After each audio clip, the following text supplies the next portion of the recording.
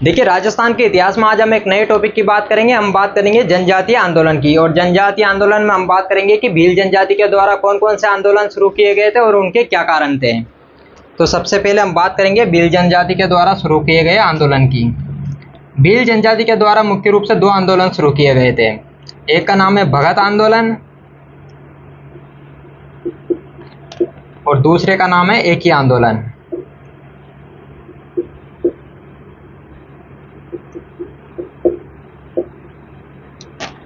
भगत आंदोलन चलाया गया था गोविंद गुरु के द्वारा। गोविंद गुरु भी कहते हैं, गोविंद गिरी भी कहते हैं।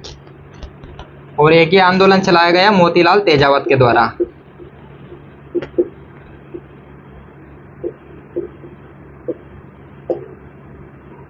तो भील जनजाति के द्वारा जो है मुख्य रूप से दो आंदोलन चलाए जाते हैं। भगत आंदोलन जो कि गोविंद गुरु के द्वारा शुरू किया गया, और एक ही आंदोलन जो कि मोतीलाल तेजावत के द्वारा शुरू किया गया। जैसे बात करें भील जनजाति की, तो भील राजस्थान की जो है ये प्राचीनतम जनजाति है और मुख्य रूप से राजस्थान के दक्षिणी भाग में पाई जाती है। ये मुख्य रूप से राजस्थान के जो है वो दक्षिणी क्षेत्र में स्थित है। जैसे बात करें कौन कौन से क्षेत्र में, तो मेवाड़, वागड़ तथा सिरोही, इन क्षेत्रों में जो है भील जनजाति पाई जाती है। इसके अलावा जैसे बात करें मध्य प्रदेश के मालवा में भी जो है वो भील जनजाति पाई जाती है। और गुजरात के कुछ रियासतें हैं, जैसे बात करें ईडर, सूत तथा विजयनगर, तो गुजरात में भी जो है वो भील जनजाति पाई जाती है। तो राजस्थान में भील जनजाति पाई जाती है मेवाड़, वागड़ तथा सिरोही क्षेत्र में। मध्य प्रदेश के मालवा में पाई जाती है। इसके अलावा गुजरात के जैसे ईडर, सूत तथा विजयनगर, इन रियासतों में जो है वो भील जनजाति पाई जाती है। भील जनजाति के द्वारा दो आंदोलन शुरू किए गए। एक शुरू किया गया भगत आंदोलन जो कि गोविंद गुरु के द्वारा शुरू किया गया, और एक किया गया एक ही आंदोलन जो कि मोतीलाल तेजावत के द्वारा शुरू किया गया।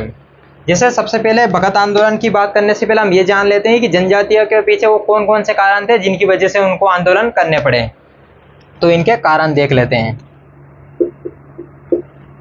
जैसे जब अंग्रेजी सरकार आ गई थी तो उन्होंने जो है वो राज्यों में नई प्रशासनिक व्यवस्था लागू कर दी थी।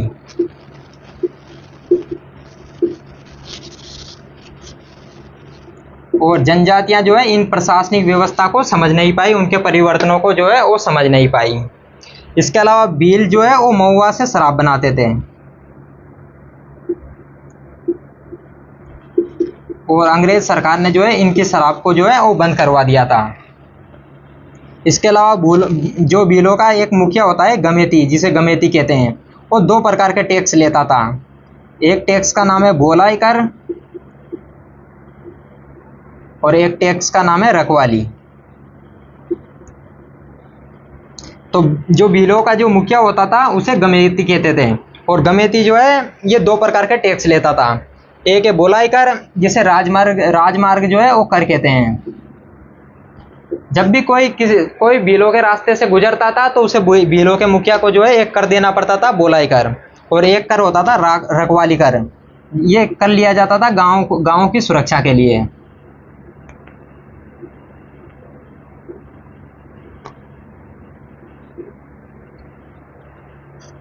इसके अलावा जैसे बात करें अंग्रेजी सरकार ने जो है इन भीलों की स्थानांतरण जो कृषि होती है, जो परंपरागत कृषि थी, उसको समाप्त कर दिया था। तो भीलों की परंपरागत जो कृषि होती थी इसको समाप्त कर दिया गया, जिसे हम स्थानांतरण कृषि भी कहते हैं। और जैसे बात करें इसके दो प्रकार होते हैं। जब ये मैदान क्षेत्र में की जाती है तो उसे दजिया कहते हैं, और जब पहाड़ क्षेत्र पर की जाती है तो उसे चिमाता कहते हैं। इसके अलावा जैसे बात करें अंग्रेजी सरकार जो है इन भीलों के परंपरागत जो रीति रिवाज होते हैं उनमें जो है इंटरफेयर करने लग गई थी। तो इनके रीति रिवाजों पर जो है ये हस्तक्षेप करने लग गई थी। और हम जानते हैं कि 1853 में जो मेवाड़ के जो महाराणा थे स्वरूप सिंह, और डाकन प्रथा पर जो है वो रोक लगा देते हैं। तो जैसे एक बार और देख लेते हैं कि कौन कौन से कारण थे जिनकी वजह से जनजातियों ने जो है आंदोलन शुरू किए गए। नई प्रशासनिक व्यवस्था लागू कर दी थी इन्होंने राज्यों में। इसके अलावा भील जो महुआ से शराब बनाते थे उसको अंग्रेजी सरकार ने जो है वो समाप्त कर दिया था।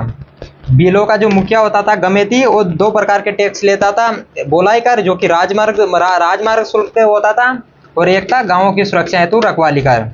इसके अलावा अंग्रेजी सरकार ने इनकी जो परंपरागत खेती होती थी जिसे स्थानांतरण कृषि भी कहते थे उनको बंद कर दिया था। इसके अलावा इनके जो परंपरागत जो रीति रिवाज होते थे उनमें जो है हस्तक्षेप करने लग गए थे। ये प्रमुख कारण थे जिनकी वजह से भीलों ने जो है आंदोलन शुरू किए। अब हम बात करेंगे सबसे पहले भगत आंदोलन की।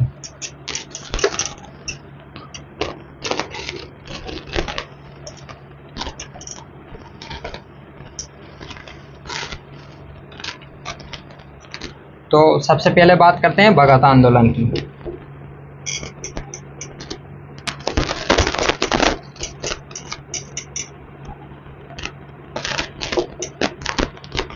तो भगत आंदोलन शुरू किया गया था गोविंद गुरु के द्वारा।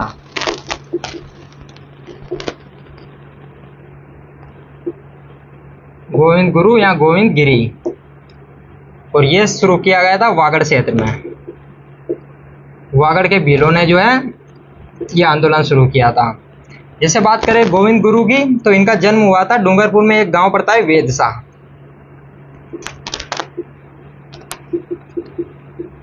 डूंगरपुर के वेदसा गांव में जो है इनका जन्म हुआ था, और जाति के थे बंजारा जाति में जो है इनका जन्म हुआ था। जैसे बात करें बंजारा की, तो ये जो है घुमक्कड़ व्यापारी होते हैं, एक जगह से दूसरी जगह पर घूमते हुए व्यापार करते हैं। गोविंद गुरु के इनके जो गुरु थे उनका नाम था राजगिरी महंत, और ये कोटा बूंदी अखाड़े में जो है वो महंत का काम करते थे।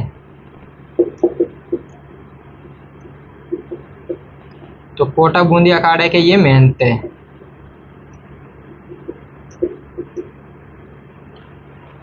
तो भगत आंदोलन जो है ये गोविंद गुरु के द्वारा शुरू किया गया था।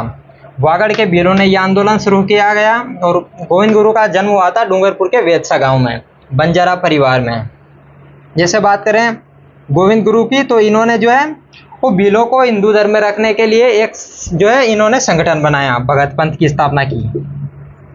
तो भीलों को हिंदू धर्म में रखने के लिए जो है इन्होंने भगत पंथ की स्थापना की, और इन्होंने भीलों का जो है वो नैतिक तथा आध्यात्मिक जो है उत्थान किया।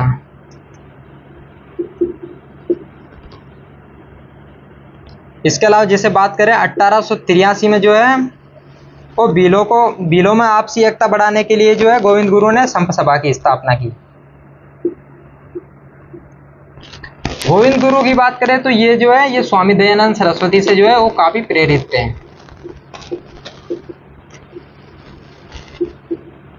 और इसलिए जो है इन्होंने स्वदेशी वस्तुओं को बढ़ावा दिया।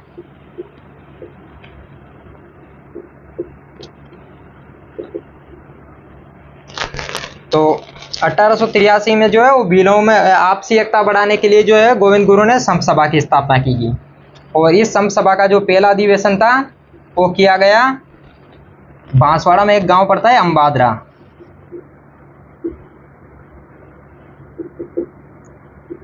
और यहाँ पर एक पहाड़ी है मानगढ़ पहाड़ी। इस पहाड़ी पर जो है संप सभा का पहला अधिवेशन किया गया, फर्स्ट अधिवेशन।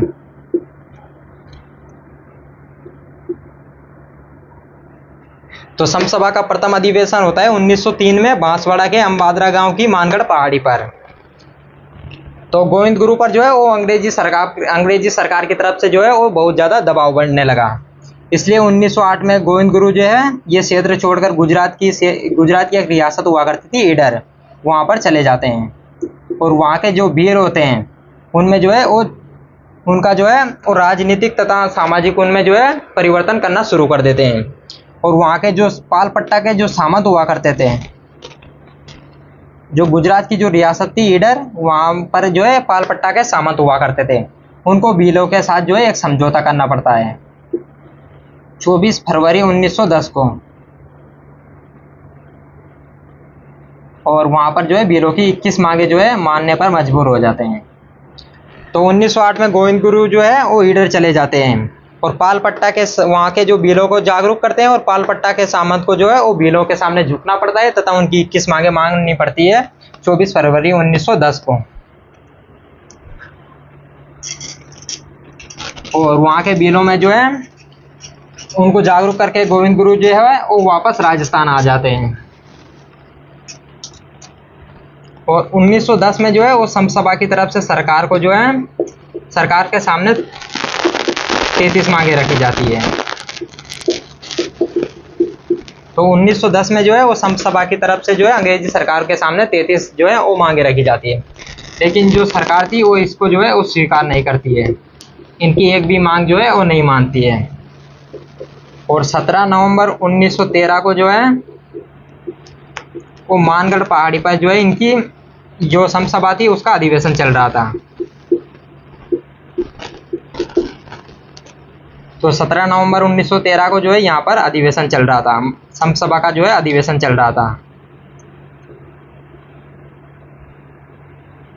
और यहाँ पर पुलिस आती है और पुलिस जो है वो भीलों पर फायरिंग शुरू कर देती है। 1500 भील शहीद होते हैं इसमें।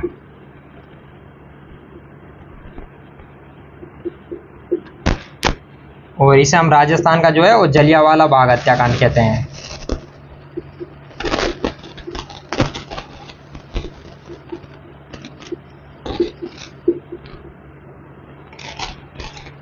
तो 1910 में जो है वो समसभा की तरफ से सरकार के सामने जो है वो 33 मांगे रखी जाती है, लेकिन सरकार उनको जो है मानने से मना कर देती है। 17 नवंबर 1913 को मानगढ़ पहाड़ी पर जो है वो समसभा का अधिवेशन चल रहा था और वहाँ पर हजारों की संख्या में जो है भील एकत्रित हो रहे थे। पुलिस के द्वारा वहाँ पर फायरिंग की जाती है जिसमें 1500 से अधिक जो है भील शहीद हो जाते हैं। इसे हम राजस्थान का जलियांवाला बाग हत्याकांड कहते हैं। और गोविंद गुरु और एक और इनके साथी थे पूंजाधीर जी, इनको गिरफ्तार कर लिया जाता है। गिरफ्तार करके इनको जो है वो हैदराबाद की जेल में रखा जाता है। 20 साल की इनको सजा सुनाई थी, लेकिन गोविंद गुरु के अच्छे व्यवहार के कारण इनको 7 वर्ष के बाद जो है छोड़ दिया जाता है। और अपना अंतिम समय जो है ये गुजरात के कंबोई गांव में बिताते हैं। जैसे बात करें गोविंद गुरु की, तो ये जो है ये अहिंसा के समर्थक थे और इनका जो सफेद झंडा है वो शांति का प्रतीक था। जो मानगढ़ पहाड़ी पर जो शहीद हुए थे 1500 वीर, इनकी याद में जो है यहाँ पर मेला बढ़ता है। मार्गशीर्ष पूर्णिमा को जो है प्रत्येक वर्ष मेला बढ़ता है। तो ये जो है ये भगत आंदोलन था। इसके बाद हम बात करेंगे एक ही आंदोलन की।